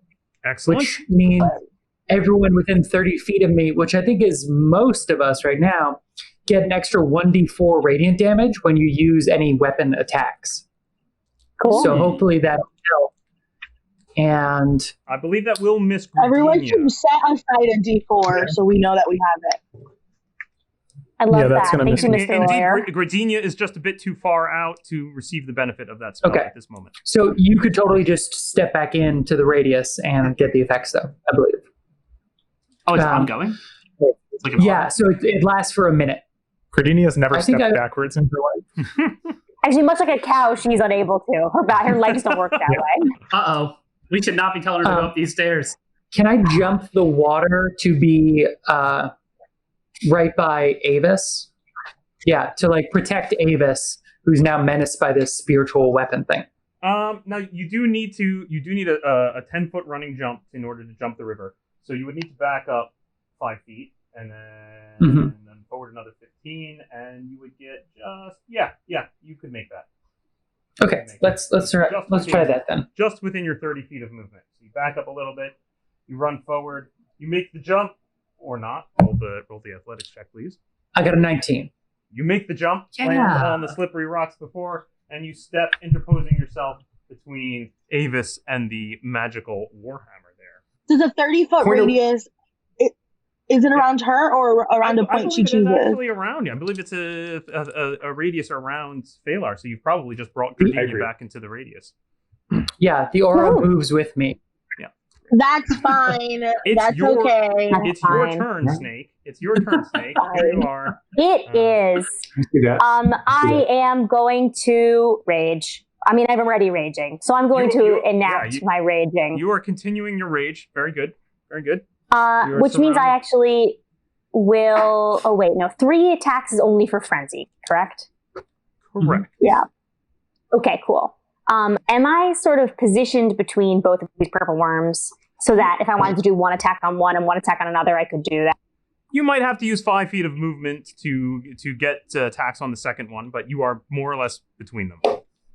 Cool. That's what I would like to do. I'd like to see if maybe I can finish off the first one and then get to work on the second one. All right. So my first attack, let me roll my d20.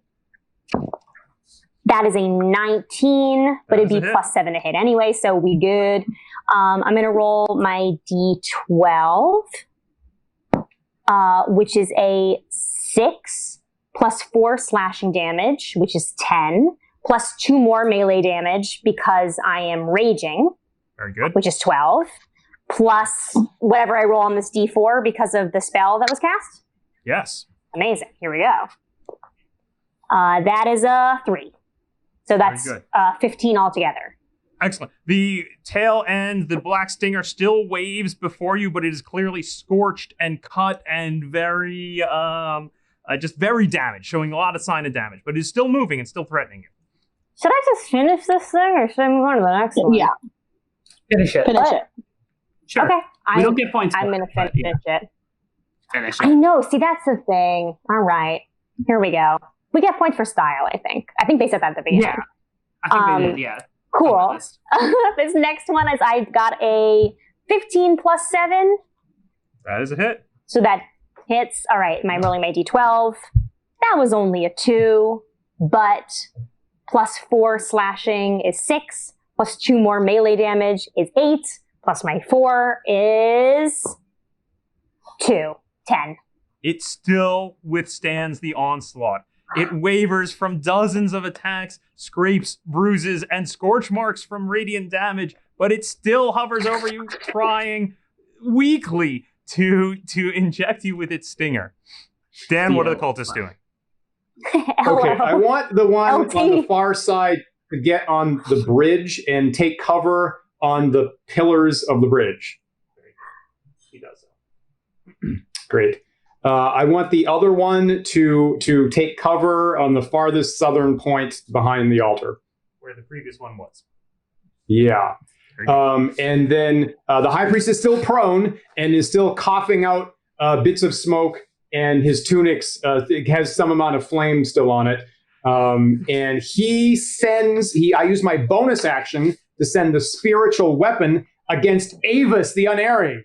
You use your bonus action to move the spiritual weapon 15 feet over those stalagmites and slam into Avis. Give me an attack roll.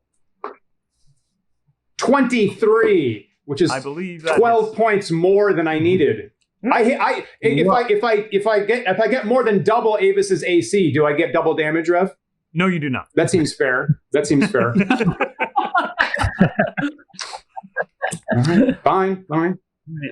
That does 9 points of damage. Ooh, I'm at 6 points of damage for my fellow players who might have healing stuff. Force damage. I say, you may have ruined the complete ritual, but my children will take revenge upon you. And I say the magic words, Fidei Custos. And I invoke a guardian of faith as far down as I can, 30 feet from my position. A guardian of faith? Mm-hmm. Sound. Is it your kid? Is it your kid? This guy just said that his kids were going to take revenge against us. Is this it? Is this what? Does he think that this is his kid? Did he name his kid Guardian of Faith? Because it's just a weird name. Just here on this ledge, a spectral, swirling, moving. I'd like to have it on the stairs. I'd like to have it on the path if I could. So 6 inches from me on the path. That's what I'm looking for. And then it's going to have to be all the way up here. I think this is his dad. I don't think this is his kid. A spectral black energy tentacle erupts from the ground and waves about threateningly to anything that may pass that point. I don't know the other parent, but I feel like there's got adoption somewhere between the person and this giant tentacle. It feels like it's not a biological thing, right? It's kind of not fair for him to send his dad out to kill us. Yeah, but that seems against the rules. Seems weird. I'd like to move to the other side of the altar. Crawling? Sure. Okay, there's a large pit on the other side of the altar. Are you sure about that? Well, I go around it. How about this? Here's a brilliant idea. I go around that. You go around that? No. I don't think you heard me right. You crawl around the opposite. Whatever happens to the minis happens in real life. You've crawled around to the opposite side of the pit. You now no longer have visual contact with the group fighting below.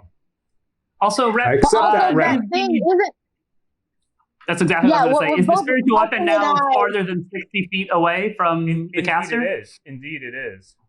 I think And it'll also disappear. that weird slug arm is further than 30 feet too, or does that matter? That does not matter. That thing, once invoked, remains in place. Yep, I'm not seeing any of that in the text of the spell. So the spiritual weapon remains. However, he also can't see it, so he'll be unable to control it at this point. Okay, great. That is actually fine then. Is that it for the cultists? Dan, I'm just checking that last thing that you said. You sure about that? If I can't see the weapon, I can't control it. Is that what you're saying? well, you can't see the targets, so you can't see where you would move it to make attacks. Even with disadvantage? Even with disadvantage, correct. It is just like fully obscured. Got it. That is my turn. Thank you, Ref. Very good. Gradenia. Okay. Can I get a closer... On the step here, Yeah. you're about 10 feet from... actually only 5 feet from that new worm. Or you could turn about and head up the ramp, or whatever you like. You tell me. Can you show me a little closer where the Guardian of Faith just went down? How far am I from that? Excellent. Is that pretty high up on the stairs? I'll point it out right now. So this is you right here. Yep. There's the Guardian of Faith right there. If you can see the black tentacle. So is there any path that I could take that I could scale instead of taking stairs? Like, could I do an athletics check to try to avoid that? Yes. If you came up to this point here, you could try to climb this piece. Then you would have to get to here and then climb this much more treacherous bit here. So that's about a 10-foot climb here, maybe a 20-foot climb here. But that you could potentially circumvent the Guardian in that way. I think I'm going to try to do that. Very good. Just because I just feel like the more distance that I can close to get into melee range, the more effective I'm going to be. So I think it's silly for me to just try to fight things on the ground when I could be closing range or like. That is a great something. distance that I just described. So it's unlikely that you'll get all of that done even in this round. Are you okay with that? Yeah, so I'd like to move as far up to that first ledge and try to scale that first ledge, if I can even make it that far. Okay, that's 25 of movement just to get there. Another 5, and you can make an athletics check at this point to try and climb this piece of ledge. And that would be my action. That will be your action. I agree. Okay, I'll do that. Very good.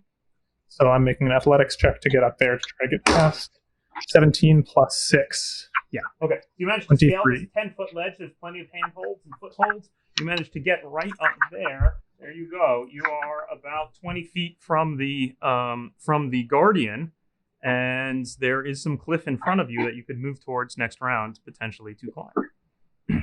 Cool. Yeah. Excellent. I guess I could action surge and get all the way up there right now, but You could do I'm that. not. Nope. Okay. I'm gonna wait. Very good. I don't want to be too far. Turpin Bravebow. So I'm going to cast Ensnaring Strike on myself as a bonus action. Excellent. So that gives me the ability to maybe restrain people. So I am going to the Guardian, hit him with my bow, my short bow. Okay. So that's a dirty 20. So what happens is you fire your bow straight up at the Guardian. The arrow passes through it harmlessly because it appears to be made of nothing but insubstantial magical energy. It is not, in fact, a creature. It is just a spell effect. Great. So then I look down and I use my second attack on the worm that is the one that tried to bite me. Am I too close to it? No, I'm fine, right? I'm sorry. You're shooting your bow at the worm that's right in front of you? Yeah. I should have. Yeah, I'm realizing it did try to bite you last round, so it is in melee combat with you. You probably should be at disadvantage for range combat at this point. What about the other worm? The worm with the stinger is a good. Yeah, let me give you a better shot. Yeah, I'll. Well, if I'm within melee, then I'll just use my short sword. Pull out your short sword and you stab the worm in front of you. And it's an 18 plus 7. That is a hit. And that is the first strike that has been landed on this worm. Yes, and because of that, because I did Snarling Strike, you have advantage on this, but you must do a strength saving throw, and if it works, then it's restrained. Excellent. Why do you have advantage on this? They have advantage on it because they're they're larger. They have advantage on the saving throw, on the strength saving throw. It's very honest of you. So honest that maybe it deserves a reward of some variety. A reward. Yeah, like points. Perhaps. You want those points. Your reward is a fairly quick death. All right. What's the DC of the Your reward is a wormy death. DC 13. 17? 13. 13. DC 13 on strength. These are very powerful creatures. So here we go. Here's the Or 17. Yeah, I know. But... Yeah. It manages to make the saving throw, so it rips free of the thorny vines and is not restrained. All right, but it still makes takes 7 damage. Did I already tell you that? It does indeed take 7 points of damage. Very good. And because these are big worms that are like writhing around, and I'm doing the horde breaker. I imagine they're within 5 feet because their tails are like within 5 feet of each other. I think it looks like they are. They're because they're so big. It feels like they might be within 5 feet. Unfortunately, they are not. For the sake of the rules of the game, unfortunately, they are not. They are not within 5 feet of each other. Thank you, Ref. Well, Good call. It's all politics. Right. You know, it's who you know. That one felt pretty political. Yeah. Definitely. It was more about the schmoozing. See right there, right in front of your eyes. Everybody, all the viewers seeing what's happening can see right there. It's clearly four spaces away, and they're not even close to 5 feet. We all know what's happening. All right, I'm moving on. Such a long victory. Turpin, did you have anything else you wanted to do here? File an appeal with the court. File appeal. Excellent. We'll take that in written form. I'll send you an address. Excellent. Avis, it is your turn. Wait. Actually, yes, I get it plus D4 on that attack. Oh, yep. Fair enough. So 2 more points of damage. Sorry, say it again. Wow. 2 more. I love the law. Excellent. I love the law. Okay. And the law I am won. the law. The law is not must. Avis, you are up. And can I see the wooden bridge behind which a cultist is cowering? Yes. You can That's see the exactly wooden what- bridge right? itself. Yeah.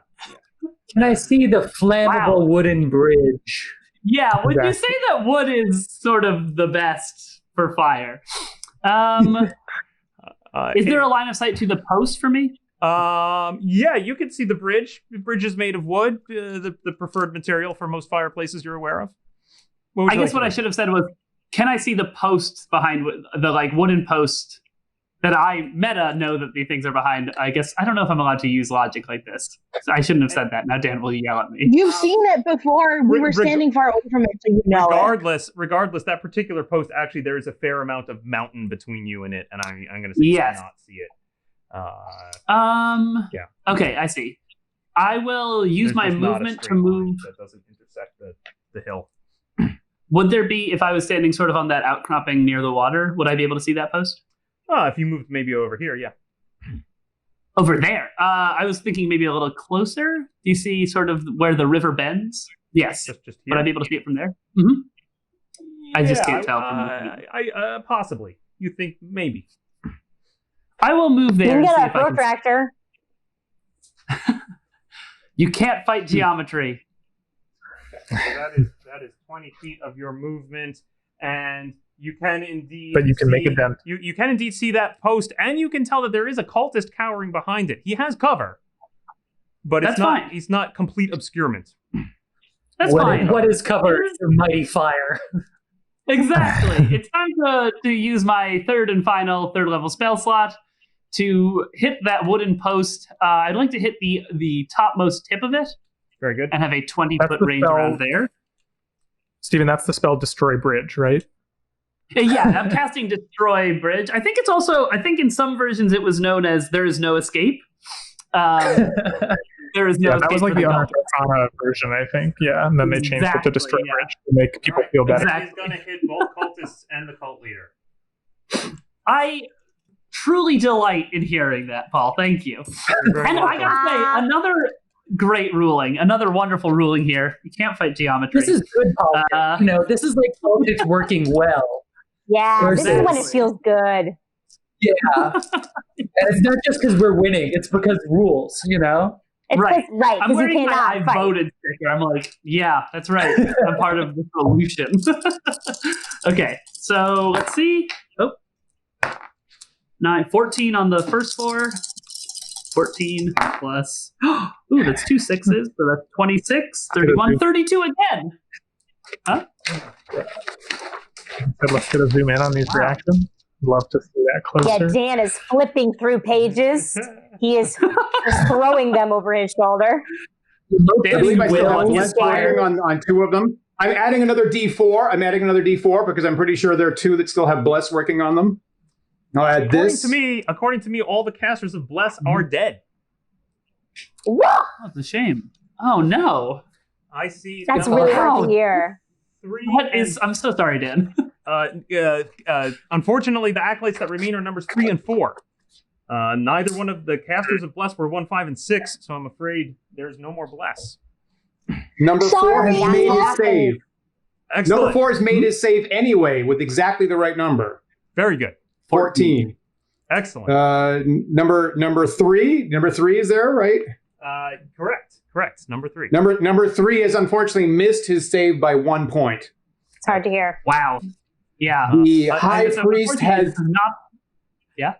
And I'm happy to inform you that the high priest has made his saving throw once again by rolling 17 on the die. Excellent. I guess crawling around on your hands and knees really does help. Cowering in fear. I believe that incinerates both cultists. Wow. Indeed, the bridge ignites in fire, quickly eating away. The ropes are gone. The wood is ablaze. How is the cult leader doing, Dan? Is he still alive? My life burned out of me! And I flip myself with my last opportunity into the pit. Whoa. Whoa, wait, whoa. What? Oh no! Point of order. What? In what world? No way. That's We're Eric's using pit. what reaction? Yeah, that's where my best friend Eric lives. Wait, and Dan, can we also just check in with how he's doing emotionally? Yeah. Not well. Not well. Not so good, actually. Oh my God. Just thinking Thank of all the you times for other checking people- in, but he's not doing well. I don't feel bad, but I do wish his life had led him down a different path. That's a you Sorry. problem. Horrible black stinger swoops down at Snake Brickbreaker. Okay. And it rolls a natural 20. Nice. That is higher than my DC. So.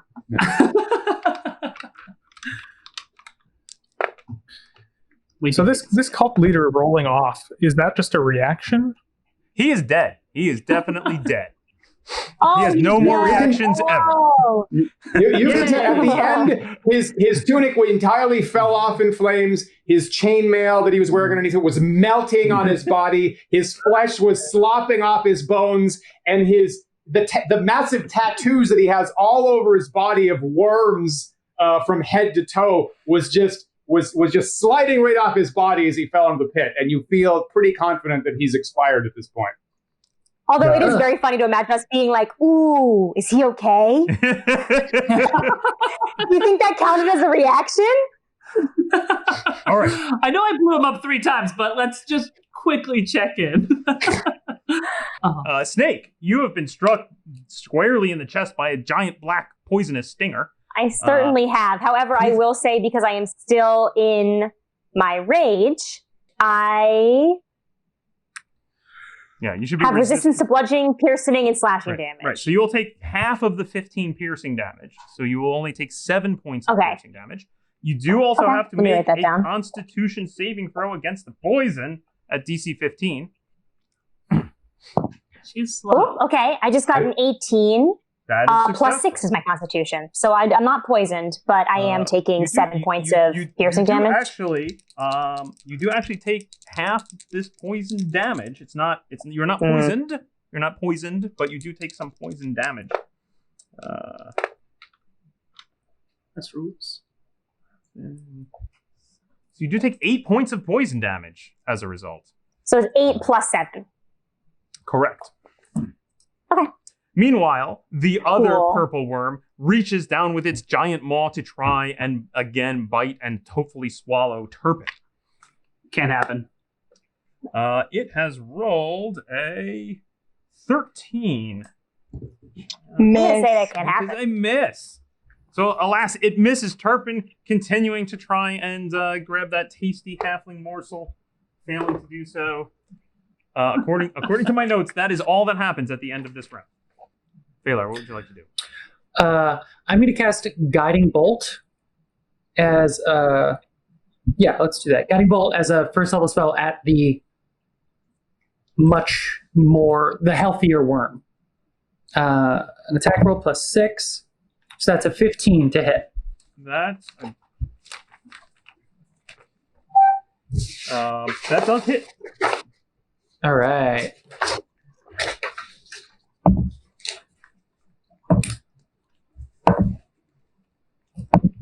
Wow, 19 damage. 19. Whoa. Nice. Yeah, it was good rolls. Seriously. Great. You blast it with holy energy, and it crackles about its fleshy purple exterior, and it writhes in pain. Any other actions, Phalar? Does Phalar also get the +2 that we all get, or no? Because they were the caster. I get that, but it's only for melee attacks, melee and ranged attacks. Gotcha. Any movement, Phalar? No movement, because I don't want you to leave the D4 circle where we are while we're doing this fight. So I will stay where I am. Excellent. It is Snake. Sorry. Snake, you got it. Stumbling on your last name. Snake Brickbreaker's turn. Go ahead, Snake. Thank you. All right, I'm going to really hopefully, while I'm still in this rage, kill this first purple worm that I'm engaged with. So let's go ahead and see if that happens. Oh boy, I rolled a 10 plus 7 to hit is 17. That is a hit. I'm going to go ahead and say don't bother to roll damage because you left it with 1 hit point last round. Okay. Obliterate So the remains of that purple worm. It is dead. Cool. Then I would like to swing around with my second attack and go for the healthier purple worm. Great. Right, because it's within 5 feet of me. It is a step away. You will need to use 5 feet of your movement to get over there. But great. Didn't the spell Guiding Bolt get cast on it? Doesn't it help that is true. the worm? You're absolutely right. I believe that there is an additional effect to Guiding Bolts. The next attack gets advantage. The next attack gets advantage. You get advantage on this attack. Yeah. Okay. Well, my first roll was a 14, so I know that one hits. And let's just see if something great happens on the second roll. Maybe not 20. Get that crit. Was it a crit? What? Yes! Oh, man. Oh my God. That would you like to see. Unbelievable. Unbelievable. That's what you like to see. No. That's what you like to see, baby. Unbelievable. A mighty blow guided by the magic of Phalar. You I thought you were going to say the magic of friendship, but I was into that. But okay. I don't know if Phalar would refer to it as that, but no. It's my God's desire to see murder that guided you. Okay. So go ahead and roll double dice on your damage. So I'm rolling my d12 twice. Yes. Okay. I got 12 on the first one. Then a 1 on the other one. You know what? We have to have extremes. We have to live with the extremes. Yeah. Regression to the mean, we call that. I'm adding +4 to both of those. Plus a D4. Plus, So I'm going to roll this d4 twice. Okay, but you don't add the bonus twice. You only double the dice on a critical hit. Gotcha. So Well, in it's that case, 13 the plus bonus. your- So it's 13 plus the 4 gets you to 17, and then an additional d4 on top of that. Yes. Which is a 3. That gets us to a nice round. 20. A mighty blow indeed, cutting deep into this worm's fleshy exterior. It writhes in pain, but still menaces the half. Oh, They're gonna throw you early worm brick breaker at the end of this. Dang, early bird. I do a touchdown dance. You know, when they're like Yeah, in the end yeah. zone and they're like do their Excellent. signature thing. I do my like signature thing. Can I ask what's happening with the bridge right now, Ref? The bridge is on fire. It is burning away. Gotcha. Jollily on fire. Gotcha. Yep. Gradenia Bronzebottom. Well, I was going to hit some people, but can't really do that. I am still going to climb. Is that Guardian of Faith gone now that The Guardian of Faith, I believe, is not a concentration spell, so unfortunately, it's still there. All right, then I'm going Even though the to caster scale. Very good. You begin to scale the wall here. Roll me an athletics check. 16 plus 6. Okay. So it's half movement going up, and it's 20 feet to get up there. So you're going to have to use a dash action. Assume you're okay with that? Yep. Very good. That gets you 50 to 25 total feet, so that gets you just to the top here, and you have about 5 feet of movement left. Can I look into the pit from where I am? You do Or would I need to move? You're gonna need that 5 feet to get up there next to the altar, I think. Yeah, I'm Would you gonna. have- Gardenia, if it's bad news, just break it to us easy, Gardenia. Yeah. Yeah, I'm gonna move. I'm gonna move in to try to peer over the edge. Excellent. You step up here next to and you peer down, And- you can see with your Dwarven dark vision, you can see a 50-foot drop, at the base of which there are many corpses that seem to be writhing and wriggling with worms and insects and other nasty things feasting on the bodies. You think the body on the top of the heap appears badly burned, but under it maybe is the glint of recognition of your friend Eric. Oof. Your lover, Eric. Your So that sounds. the love of your life, Eric. You can just see his foot jutting out from under a crispy fried high priest corpse. So we can all agree that it could be worse. I'm gonna reach into my pack, and I was looking to see if I had rope, which I don't think I do. I think instead of an adventurer's kit, I have a brewer's kit. So I think Gradenia looks to her backpack and goes to reach in to pull out a rope, and instead pulls out 3 feet of rubber tubing attached to a funnel, and it's like, well, that was on me. That was my choice. And I think I'm gonna start tying the rubber tubing to my backpack to try to just start trying to fashion the beginnings of a way to try to You climb begin down. to fashion a means to climb down. It's rudimentary and it's definitely not long enough, but you begin the work. And can I shout out, Gardenia, I have a potion of climbing. Wait. Am I close enough that I could take the potion of healing up? Could we hand it off or not really? Not healing, sorry, potion of climbing. It's still a fair climb for you to get up there. Oh.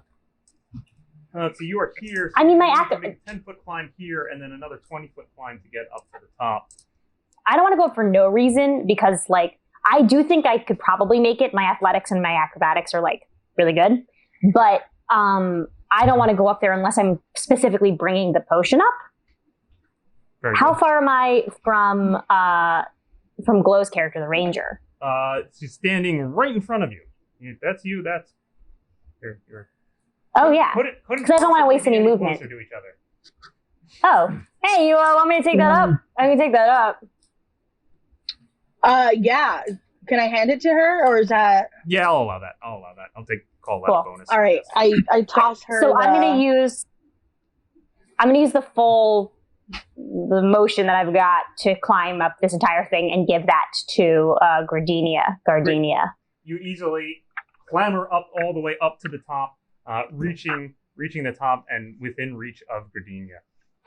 Yeah, I'm gonna put that potion yeah. right in her hands. Excellent. At this point, some of the bridge starts to collapse under the flames. As Yeah. it breaks and falls. And Whoa. burns to bits. How are we going to That's take awesome. him out of Look at here, though? That's so cool. I was going to use that bridge better. I'm So scared. cool. How are we going to transport Eric out of here without that bridge? We'll go back down the stairs. Well, the bridge We'll didn't fight that go to guardian anywhere. thing. Excellent. See, the bridge had like Yeah, a but- steep thing at the end of it, so Look at Gradenia, the bottom. There's still a little bridge over there. We got it. No sweat. Gradenia, Not what are even you a doing? worry. What does the potion do? I believe it gives you advantage on Athletics checks to climb. To climb. Does it help your speed? I want to think it also helps your speed when you're climbing. You gain climbing That'd be cool. speed equal to your walking speed for 1 hour. There you go.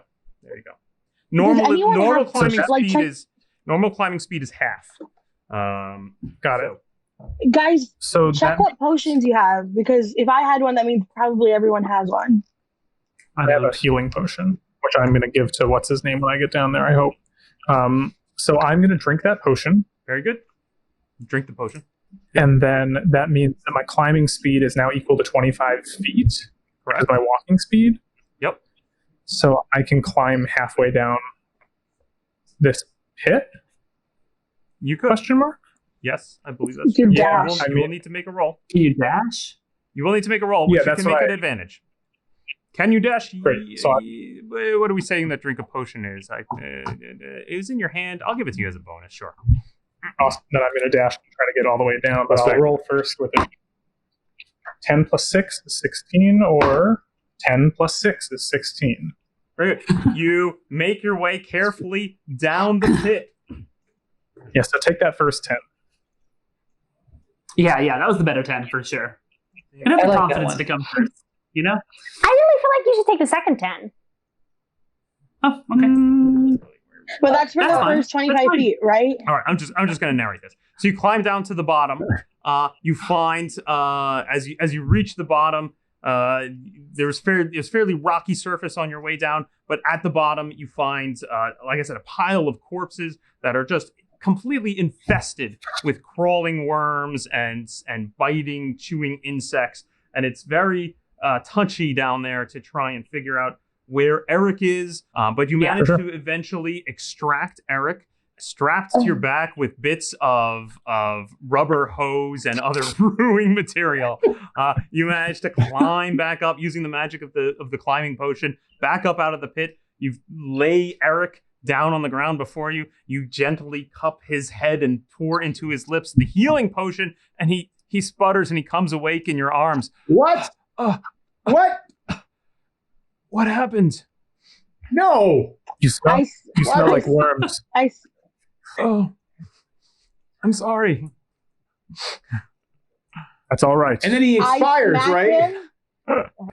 I smack him and I said, "Hey, you bullied someone." I smack him and I go, "You bullied someone, and you need to pay for it. You need to go back over there and apologize because you were a bully to someone. Let's go." Okay. And I say to him, "Hey, I just want you to know that there was a moment where you got dropped 50 feet, and that wasn't on us because there was absolutely nothing we could do about that one. But we came and got you, and that's the important part." But why do I smell like worms? And I say, "Is he okay? I can't see anything." I say, he smells like worms, but he's okay. Well, you fell in a pit of worms. Did Gardenia say that he loved him already, or is that not happened? Yes, Gardenia, are you gonna kiss him? Gardenia, Yeah, Gardenia, I can't come see on. from here yet. Have you already kissed and said you love him? You kept talking about it the whole day.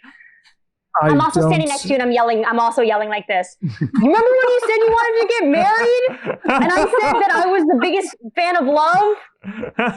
And I said that to you at the beginning? Tell him. Excellent. I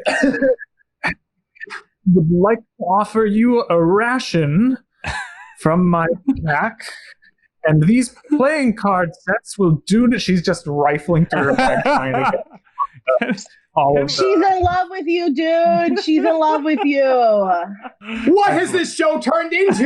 What is our action-packed competitive D&D show? What is this happening? It's turned into a romance novel. What's going on, Ref? I object. I object to everything that's happening right now. And we fade to black on top of the horrible tour. The black tentacle, a guardian still wavering in the with horrible dark energies. A disgusting cloud of putrescent worm smell emitting from the pit, and Eric and Gardenia staring at each other in dumbfounded awkwardness. Wonderful. I love All right, we will end there. Thank you very much, guys. Well done. Thank you. This was great. Thank you. That was so fun. Excellent. Okay, we're going to calculate your scores now. Sweet. Yes.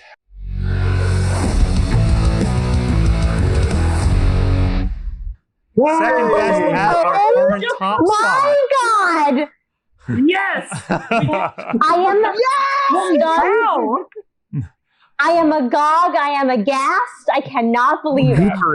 At least I there's wanted that. to say, like, for the record, we are a competitive group. I didn't want to say that at the top because I didn't want it to, like, seem really bad when we lost.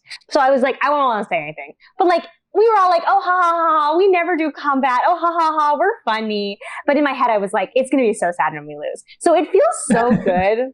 It just does really feel so good to be like, oh, how about that? Eat my dust. Well, there are still several teams to go. So you're currently in the top spot. We will see if anybody comes along to knock you down. Okay, So I heard those other teams. feels good after. I would love to say that after all the sleepless nights in law school and studying for the bar exam and like neglecting my wife and kids, I finally was a rules lawyer, and it fucking helped.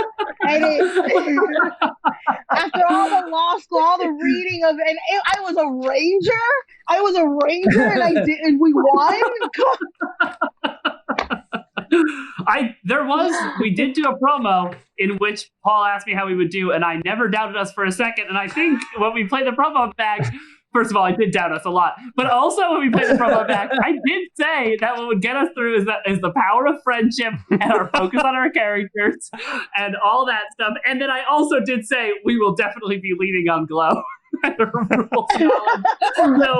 that, oh man, I mean, I knew we had this time. Never doubted. This was so much fun. Like, you put together such a fun, engaging thing. I hope the other teams had as much fun as we did, and like, I can't wait to see how it gets edited together. Both of the two of you, the work you've clearly put into this is really amazing. So thank you very much for asking us to be a part of it. Awesome. Well, thank you so much. Turpin's amazing too. I love Turpin. Excellent. Ref, I'm going to give this group grudging respect. I think that there were some rulings made in their favor that I do not personally agree with that will be brought up on the council later on. But I appreciate the rules lawyering. Was actually pretty impressive. Well played. But I think I understand how they work now. I think they confused me a little bit with the romance subplot, which I'm really going to hold them against them. And if we have a second season, I personally throw down the glove and I would challenge Second Best to come back on the show in season 2. And I'm pretty sure that I will crush them in season 2. So take that. We'll kiss all of your characters. All of them. You're welcome to try. I think that might have been beginner's luck. They were pretty good, but that might have been beginner's luck. Please try again. Can you put that as a full quote on our website that says, they confused me, ... It was unfair. You can quote me on that. Please do that. So that concludes our game. Thank you so much, Second Best, for playing. We hope you all had fun. And thanks again to Dwarven Forge for supplying the gorgeous terrain we got to play on. Visit them at dwarvenforge.com. Finally, thank you for tuning in to our epic battle today. And see you next time on The Big Bad.